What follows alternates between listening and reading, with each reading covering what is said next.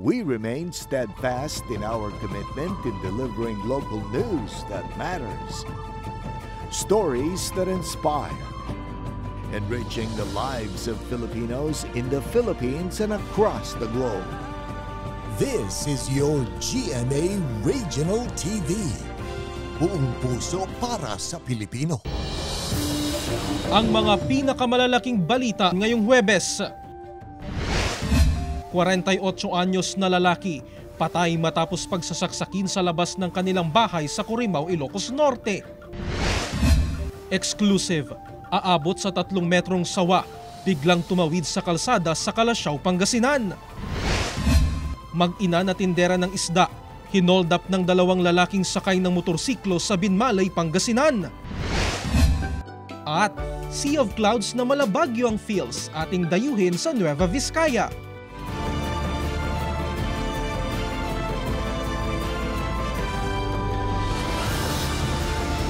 Ito ang GMA Regional TV 1 North Central Luzon.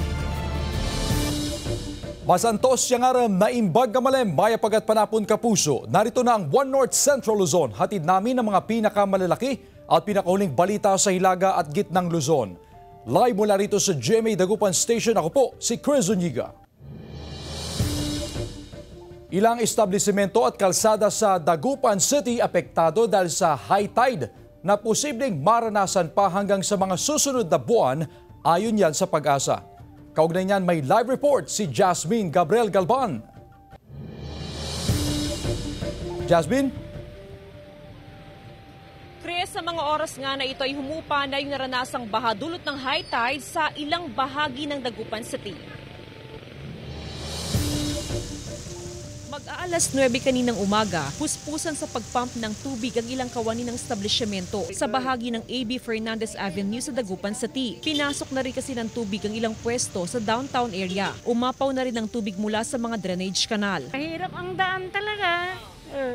Hindi ka makakalusong. Maging ilang kalsada sa syudad, binaha din bunsod ng naranasang high tide. Mabilis din namang humupa ang baha sa iba't ibang lugar. Paliwanag ng Pag-asa, ang nararanasang high tide sa syudad at maging sa ilan pang panig ng Pangasinan ay bunsod ng masamang panahon sa extreme northern Luzon. Sa tide monitoring ng Pag-asa, nasa 1 meter hanggang 1.2 meters ang tide level na naranasan ngayong araw, August 29.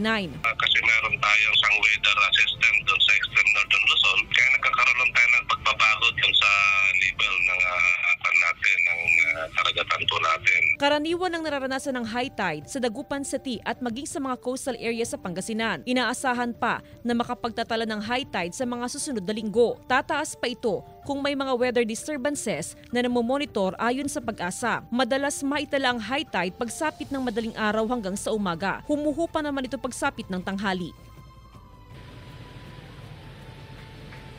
Chris, ayon sa Pag-asa, inaasahan daw na sa mga susunod na araw ay mababa na yung tide level na possible na ma-experience sa ilang parts ng Dagupan City. Ganun din sa mga coastal municipalities sa Pangasinan. Pero magkaganon pa man, ay inaabisuhan ng publiko na magdala o magsuot ng bota bilang proteksyon sa baha.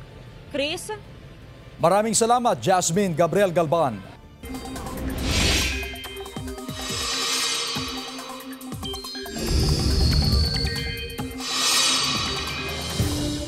Mga kapuso, unti-unti nang mababawasan ang malawakan at tuloy-tuloy na ulan sa ilang bahagi ng bansa kumpara sa naranasan kahapon. Patuloy ang pag-iral ng habagat sa Central at Southern Luzon, pati na rin sa Visayas. Pero sabi ng Pag-asa, posibleng humina rin ang habagat sa mga susunod na araw. Sa ngayon, wala pa namang namamataang nagbabadyang bagyo o sama ng panahon. Base naman sa datos ng Metro Weather, may mga pag-ulan pa rin sa Apayao, Cagayan Valley, Cordillera, Ilocos Region, La Union, Pangasinan, Zambales, Tarlac, Pampanga, Nueva Ecija, Quirino at Aurora. Malalakas ang ulan sa ilang probinsya kaya maging handa pa rin sa banta ng baha o landslide. May tsansa rin ng thunderstorms sa iba pang bahagi ng bansa. Samantala, iba't ibang sugat sa bahagi ng katawan ang tumapos sa buhay ng 48 anyos na si Mario Pascua matapos pagsasaksakin sa labas ng kanilang bahay sa Corimao, Ilocos Norte. Sa investigasyon, alas 5 ng umaga kahapon, August 28, narinig ng kanilang kapitbahay na nagtatalo ang biktima at pamangkin nito. Matapos ang kanilang sagutan, umalis daw ang pamangkin at nagpunta sa gilid ng dagat. Pero matapos ang isang oras, umuwi ang kanyang pamangkin at nakita na lang na nakahandusay at duguan ang kanyang tiyuhin. Itinakbo sa RHU ang biktima pero idineklarang dead on arrival. Patuloy ang investigasyon ng PNP para matukoy ang sospek sa krimen. Mag-ina na tindera ng isda, hinold up ng 2 lalaki sakay ng motorsiklo sa Binmalay, Pangasinan. Nakaalerto, Russell Simorio. Nanlulumo ang mag-inang biktima ng pang-hold up sa barangay Nagilayan, Binmalay, Pangasinan sa investigasyon ng pulisya. Kakatapos lang magtinda ng isda sa Dagupan City ang mag-ina. Tinangay ng 2 hold-upper ang dalang bag ng mag-ina na naglalaman ng 50,000 pesos at isang cellphone. Sinundan po nila nitong mga suspect. Sinundan sila ng mga suspect natin na nakasakay sa isang click na pula, walang plaka. At pagdating nila doon sa kanilang bahay dyan sa Nagilayan ay bigla silang tinutukan ng baril. Tumanggi na ang mag-ina na humarap sa kamera dahil sa trauma. Pero ayon sa pulisya, tukoy na ang pagkakakilanlan ng isa sa mga suspect. Ayon naman sa Barangay Council, 3 insidente na ng pang-hold up ang naitala ngayong taon sa Barangay Nagilayan. Kaya plano na ring palakasin ang peace and order sa barangay sa pamamagitan ng pagkakabit ng mga CCTV camera. Pinulong na rin ang mga negosyante sa barangay na madalas mabiktima ng kawatan. Nag-usap-usap kami ng mga negosyante at saka yung hipi namin kapag may dala silang pira, tatawag sila sa police station at saka may pupuntang Kasama si Jing Dakanay, Russell Simorio, One North, Sancha, Luzon. Aabot sa 3 metrong haba ng sawa, biglang tumawid sa kalsada sa Calasiao, Pangasinan. Sundan sa report. Sa cellphone video na ito, makikita ang aabot sa 3 metrong haba ng sawa na gumagapang sa National Highway ng Barangay Malabago, Calasiao, Pangasinan. Nagulungan ng dumaang sasakyan ng sawa pero gumapang pa raw ito at dumiretso sa compound ng isang bahay. Nagdulot ito ng takot sa lugar. Dito po sir, yata pumasok kina lola ko. Syempre, anong alam nila, mag-isa lang sila dyan. Akala namin dito, pero sabi ni uncle, baka pumasok yata dito kina lola ko. Hanggang ngayon, hindi pa nakikita ang sawa. Plano ng mga residente na tumawag ng snake hunter para mahuli ang sawa at mawala ang pangamba nila. Gusto ko mahuli. Pero nakaano sa mga tao yun. Halimbawa kung batang ang laking sawa, di ba nakita nyo rin sa talagang malaki. Ayon sa Barangay Council, maaring galing sa imbornal o masukal na lugar ang sawa at lumabas ito sa lungga para maghanap ng makakain. Handa naman ang barangay na tumulong para mahuli na ang sawa. Malaki po yung ahas and sad to say hindi po siya nahuli dahil siyempre po takot rin po yung mga nakakita na ilan. Open po ang barangay, andito po ang barangay council, kasama po ang barangay personnel para tulungan po sila para hanapin po yung ahas na yun. Kasama si Jing Dakanay, Russell Simorio, One North, Sancha, Luzon. 8 oras na nakaranas ng kawalan ng supply ng kuryente ang Purok 7 sa Barangay Osye, Mangaldan, Pangasinan. Nagsimula ito mula alas 9 ng umaga hanggang alas 5 ng hapon ngayong araw. Ipinatupad ng Senpelco ang power interruption para bigyang daan ang upgrading ng mga lumang poste at linya ng kuryente sa lugar. Ayon sa Barangay Council, kinakailangan palitan ng mga mabababang poste dahil nakalaylay na ang mga kable na madalas sumabit sa mga truck. Ay, napakalaking tulong po ito kasi pag nagkakaroon ng problema dito sa Zone 7, maraming mga residente ang apektado, maraming mga consumers ang apektado. Of course, kami din naman, lagi kaming tinatawagan.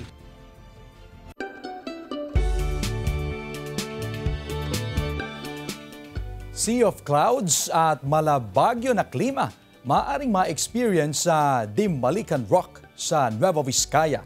Tunghayan sa ulat ni Jeric Pasilyao. Patok na pasyalan ang Dimbalican Rock o Rocky Mountain sa Barangay Antutot sa Kasibu, Nueva Vizcaya. Parang Bagyo kasi ang klima at tanaw na tanaw ang mga bayan ng Bambang at Bayumbong. Breathtaking view ang masisilayan at bonus pa ang Sea of Clouds. Perfect ito sa mga mahilig mag-selfie sa tuktok ng bundok. na nasa 1,300 meters above sea level. Magbaon lang ng lakas dahil aabot ng 1 oras ang gagawing paglalakad para maakyat ang lugar. Dinarayo ang Hydralin Falls sa Kasibu, Nueva Vizcaya. Malaparaiso kasi ang ganda dahil sa dami ng mga puno sa paligid. Preskong hangin ang malalanghap kaya patok sa mga nature lover. Crystal clear din ang tubig at mistulang swimming pool sa ibaba. May mga malalaking bato na dagdag atraksyon sa lugar. Ilang kilometro lang ang layo ng Hydralin Falls mula sa bayan ng Kasibu. Jarek Pasilyao, 1 North Central Luzon. Ito ang GMA Regional TV 1 North Central Luzon.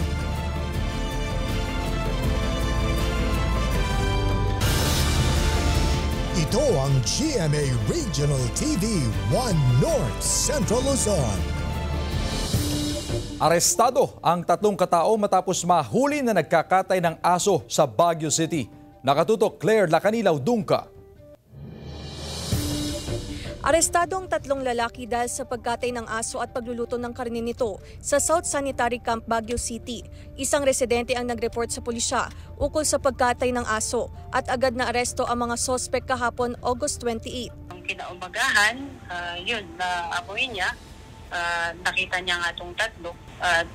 Na kinonfirm niya na nakatay nga yung aso. Animal lover po ako, tapos gano'n lang po gagawin sa aso. Gagawin pagkain. Nakumpiska sa kustodiya ng mga sospek ang mga karne ng aso. Naharap sa kasong paglabag sa Animal Welfare Act ang mga sospek na maaring makulong sa 1 hanggang 3 taon at papatawan din ng multa.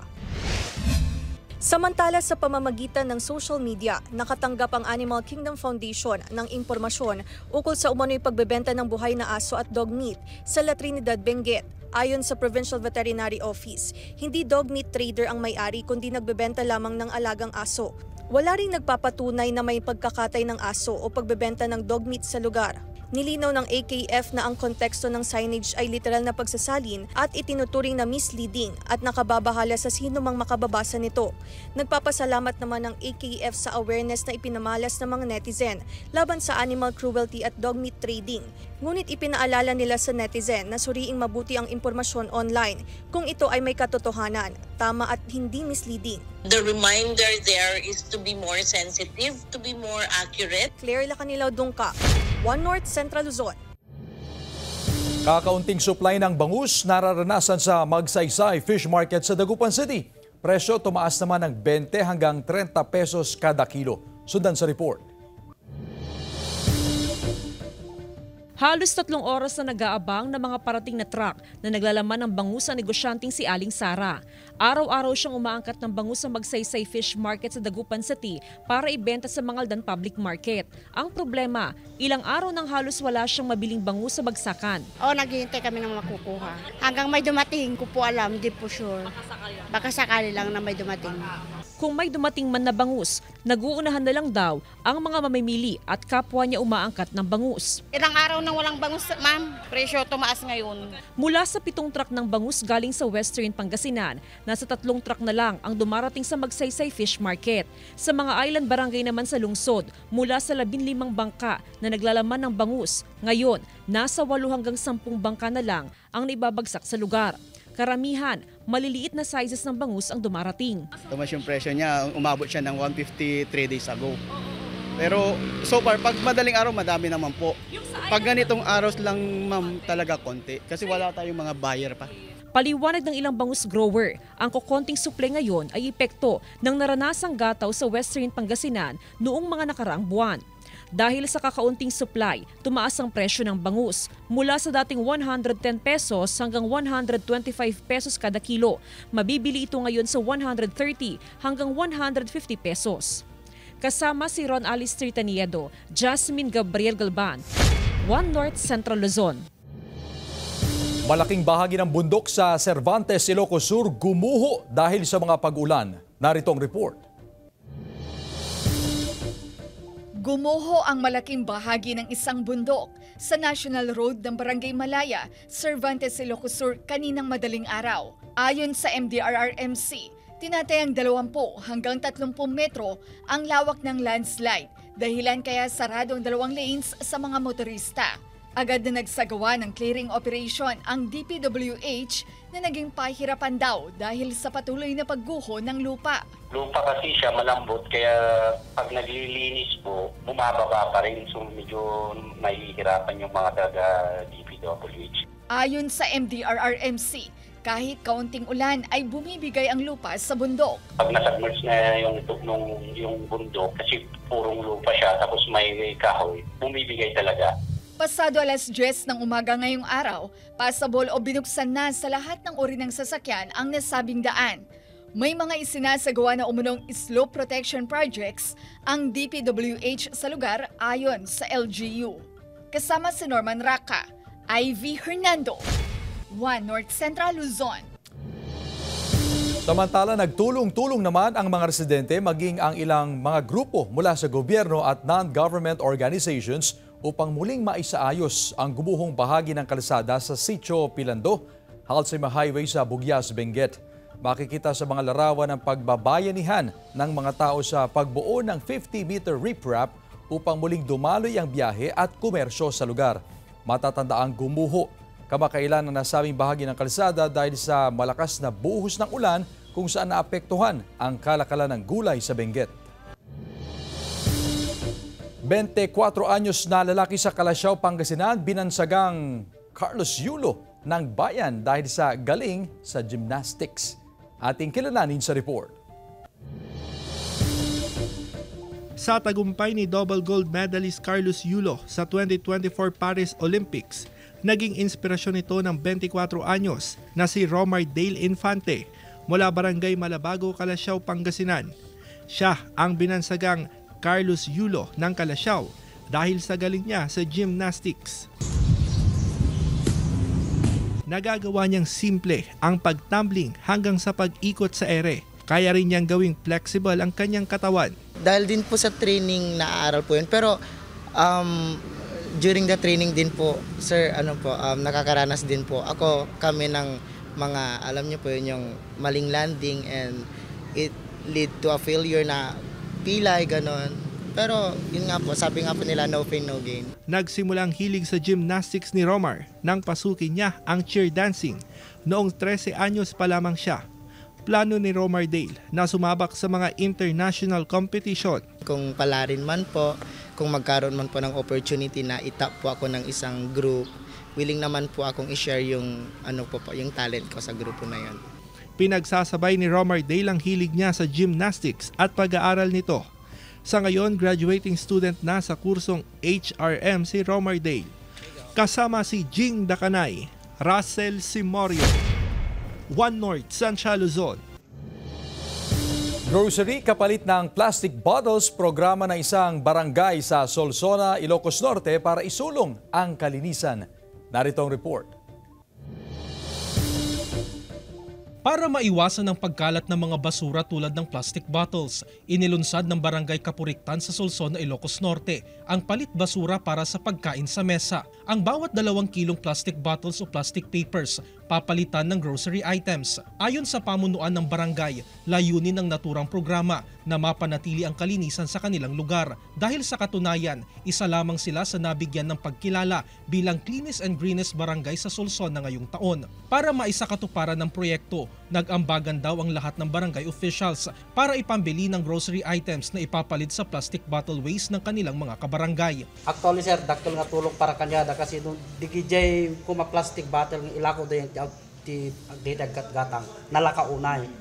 Ket dujay 2 kilo kanya miket 1 set of grocery. Ang mga plastic bottle na nakukolekta ay inilalagay sa MRF ng barangay. Ang iba naman ay ginagawang paso sa kanilang vegetable garden. Ang bunga ng mga tanim na gulay ay libre namang ipinapamahagi sa mga residente sa kanilang barangay. Tulong da sir at ada itda nga sukat digid. Imbes ko mga ibaleng ni aano ti pamid dito siya ta sukatan da iti groceries. Jarek Pasilyao, One North Central Luzon. Mahigit 100 estudyante naman sa Mangaldan, Pangasinan sumailalim sa team building para mahasa ang kanilang communication skills. Sundan sa report. Nagsama-sama ang mahigit sa 100 estudyante mula sa Special Program in Journalism ng Mangaldan National High School sa isang araw na team building. Layo nito na mapalawig ang kakayahan sa communication skills ng mga may tuturing na future journalist ng bansa. It's one way of developing their confidence too, so that they can work with each other successfully. Kabilang sa aktibidad na kanilang ginawa ay ang Pass the Message game. Dito masusubok ang maayos at tamang paghahatid ng impormasyon. Ang ganitong mga uri ng aktibidad, malaking tulong para sa grade 7 na si Selena. Very important for me because I like how it builds our teamwork and our compatibleness. Taon-taon ang sinasagawa sa paaralan para sa murang edad ng mga estudyante ay malinang at mahasa ng kanilang kaalaman pagdating sa journalism. Mas pinatitibay din nito ang samahan ng bawat estudyante. Kasama si Ron Alistair Taniedo, Jasmine Gabriel Galban, One North Central Luzon. Nakadamit pambabae, sexy, marahan na paglalakad at misteryosong ngiti. Hindi sila mga babae at lalong hindi sila mga Becky. Pero sila ang tinatawag na bruskong Becky sa Conner Apayao. Mga machong nagpanggap na Becky. Sila ang mga medical staff at sa selebrasyon ng Hospital Week ay take a break muna sila para rumampa. Pagdating sa talent portion to the max din ang kanilang preparasyon. Game na game at ibinida ang kanilang mga talento. Layunin daw ng aktibidad na malibang ang mga empleyado at maintindihan din ng mga kalalakihan ang araw-araw na pinagdadaanan ng mga kababaihan. Sa saglit na tawa at hagikgik ay hindi naman matutumbasan ang kasiyahan ng mga nanood. Sa huli, kinoronahan bilang Bruskong Becky 2024 ang hospital security guard na si Edgar Folio. Ito ang GMA Regional TV 1 North Central Luzon.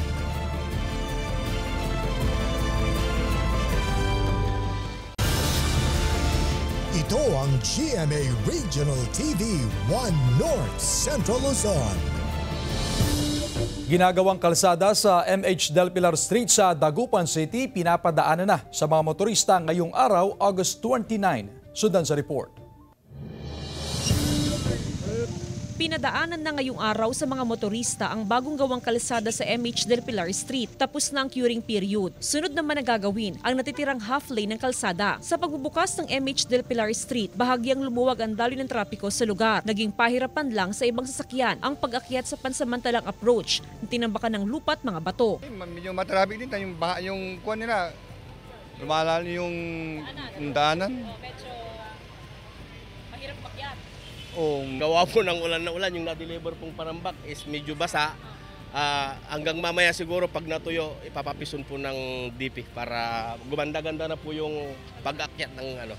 Pinag-iisipan ngayon ng poso kung kakailanganin pang i-divert o i-reroute ang mga jeep sa PNR Road. Pag hindi pa po nakapwesto yung kanilang malalaking equipment at hindi pa nila nabibrake is pinubuksan pa namin both lane bukas.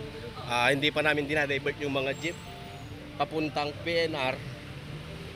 Tulad na nakagawin dati na dinadivert natin sila. Sa ngayon, nakaantabay ang mga traffic enforcer sa mga motoristang apektado ng trapiko. Nagdagdag din ang traffic enforcer sa MH Del Pilar para umalalay sa mga motorista. Patuloy ang panawagan ng poso sa mga motorista na pahabain ng pasensya. Sa oras kasi na matapos sa mga ginagawang kalsada ng DPWH ay magiging maayos na rin ang daloy ng trapiko sa syudad. Kasama si Ron Alistair Taniedo, Jasmine Gabriel Galban, One North Central Luzon.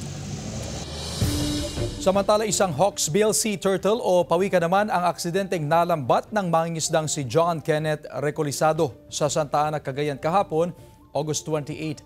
Ayon sa Santa Ana Fisheries Station ng Office of the Provincial Agriculturist ng Pamahalaang Panlalawigan ng Cagayan, nagpunta ang mangingisda sa Fisheries Station para ipagbigay alam na aksidente nitong nalambat ng isang pawikan.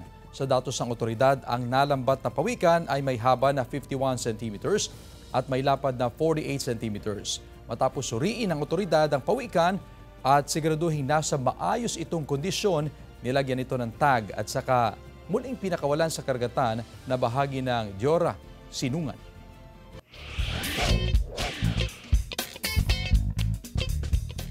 Halina't matakam sa iba't ibang luto ng tilapia sa Minalin, Pampanga. Narito ang report. Gone with the old sarsyadong tilapia, sweet and spicy tilapia, at pritong tilapia. And with the new version ng mga lutong tilapia, featuring Flavors of Tilapia. Ito ang tema ng 3rd Tilapia Cook-Off sa ginanap na Tilapia Festival sa Minalin, Pampanga. Nagpasiklaban sa kusina ang mga magagaling na kusinero at kusinera mula sa 15 barangay ng bayan. Plating pa lang, level up na at nakakatakam. Mula sa crispy tilapia at biryani sauce, lemon and buttered tilapia fillet with sauteed asparagus and white sauce, tilapia involtini di polo, at peanut tilapia pasta. They went beyond, no? May mga Spanish-inspired pa, may Italian-inspired pa na ginawa. Pero yun nga, ang hinahanap natin, yung star of the show. The star of the show is the tilapia. Approve na approve. 10 out of 10, Minalin number 1. Stand out din ang mga kakaibang bersyon ng tilapia recipes tulad ng binakol na tilapia, chili tilapia egg ham cups, tilapia empanada, at tilapia taco. Naapektuhan man ng nagdaang pag-ulan, itinuloy pa rin ang festival dahil ang Minalin ang isa sa biggest producers ng tilapia sa bansa. Kada araw, nasa 60 hanggang 100 tons ng tilapia ang naproproduce ng bayan. Jarek Pasilyao, 1 North Central Luzon. At debut single ni Mitzi Josh under Jamie playlist na Could Get Used to You, available na sa lahat ng music streaming platforms. Narito ang report. Mula sa mga hugot at tagus-pusong soundtracks ng mga teleserye, ngayon, pusong punong-puno ng pagmamahal naman ang inawit ni GMA playlist artist Mitzi Josh sa kanyang debut single, ang Could Get Used to You, sa panulat ni Rina Mercado. Sobrang tagal ko nang hinintay and sobrang excited and sobrang happy ng puso ko dahil finally, mapapakinggan na nating lahat. Na-in-love daw agad si Mitzi nang marinig ang kanta sa unang pagkakataon. Ang Could Get Used to You, isang acoustic ballad song tungkol sa pakiramdam na hindi mawari ang buhay kung wala ang minamahal. It's all about genuine love. It's about in love. It's about love in general and finding a comfort love with someone. Siyempre naman kapuso, humirit na rin tayo ng sample kay Mitzi. And every time I'm with you, I could get used to you. Keep on streaming lang, guys. It's out on all music platforms. Could Get Used to You. And you guys can follow me on all my social media accounts at Mitzi Josh. Madali lang ako hanapin, so please do follow me. Ivy Hernando, 1 North Central Luzon. Samantala, mapapanood niyo po ang episode na ito at iba pang pinakahuling lokal na balita sa official website ng GMA Regional TV, www.gmaregionaltv.com. Pwede rin kayo bumisita sa aming official YouTube channel, GMA Regional TV, at i-click ang subscribe button para sa pinaka-mainit na balita mula sa mga rehiyon. Nais din naming pasalamatan ng mga kapuso sa Hilaga at Gitnang Luzon, maging ang mga kapuso natin abroad dahil sa GMA Regional TV, local news matters. At yan ang mga pinakamalalaki at pinakahuling balita sa Hilaga at Gitnang Luzon. Maraming salamat sa pagsama sa amin pati na ang mga kapuso sa ibang bansa na tumutok sa mga balita sa rehiyon. Ako po si Chris Zuniga. Kami ang GMA Regional TV 1 North Central Luzon. Buong puwersa para sa mas malaking misyon at mas malawak na paglilingkod sa bayan.